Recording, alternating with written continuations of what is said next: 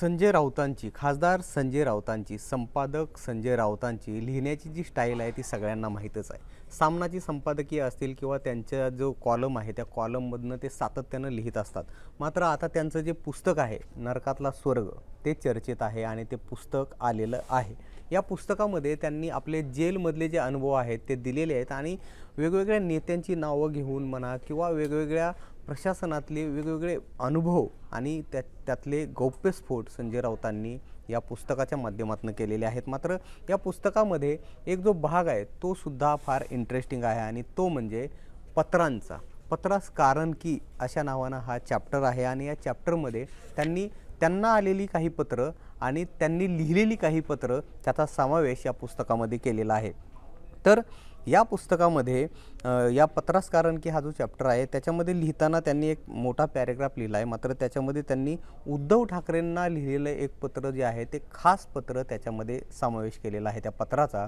आणि त्याच्यामध्ये लिहिताना ते असं सांगतायत की उद्धव ठाकरे यांना मी नियमितपणे जेलमधून पत्र पाठवित असे आणि ती जी पत्र आहेत ती जेल अधिकाऱ्यांनी जप्त केली आणि एक पत्र जे आहे अगदी सुरुवातीचं ते पत्र मी इथं देतोय असं त्यांनी सांगितलं. आणि हे उद्धव ठाकरे यांना लिहिलेलं जे पत्र आहे हेच पत्र मी आपल्याला वाचून दाखवणार आहे. हे पत्र काय आहे ते बघा.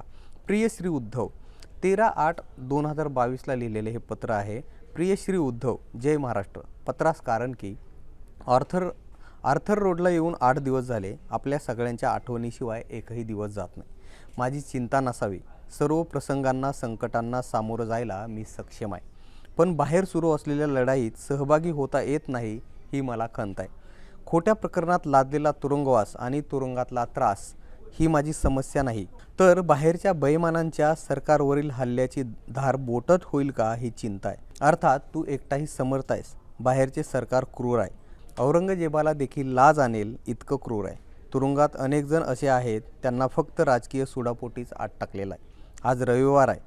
इकडं आज 3000च्या वर बंदी आहेत पण एक भयान शांतता पसरली आहे. इथं सुट्टीचा दिवस म्हणजे कंटाळा, अक्षरशः स्मशान शांतता. प्रत्येक मिनिट ढकलायचा असतो. बरं, रविवार असो की आणखी एखादा दिवस, दुपारी जेवल्यावर अंग टाकायची सवय नाही. इथं अंग टाकायचे तर खडबडीत जमिनीतल्या भोकांतून सदैव मुंग्यांचीच रांग लागलेली असते. त्यामुळं छताकडे डोळे लावून पडण्याची ही व्यवस्था नाही. अर्थात यालाच तुरुंग म्हणतात. अशा खडतर प्रवासात ज्यांचे मन खचते ते शरण जातात. पण आमच्यासारखे लोक हे माननीय बाळासाहेब ठाकरे यांच्या मुशीत तयार झाल्यानं इथं जेलरची आणि बाहेर सरकारचीही पंचायत होत असेल. थोडक्यात काय तर मी इथेही नेहमीप्रमाणे मस्त आहे आणि माझी लढाई या गजाआडूनही सुरू आहे.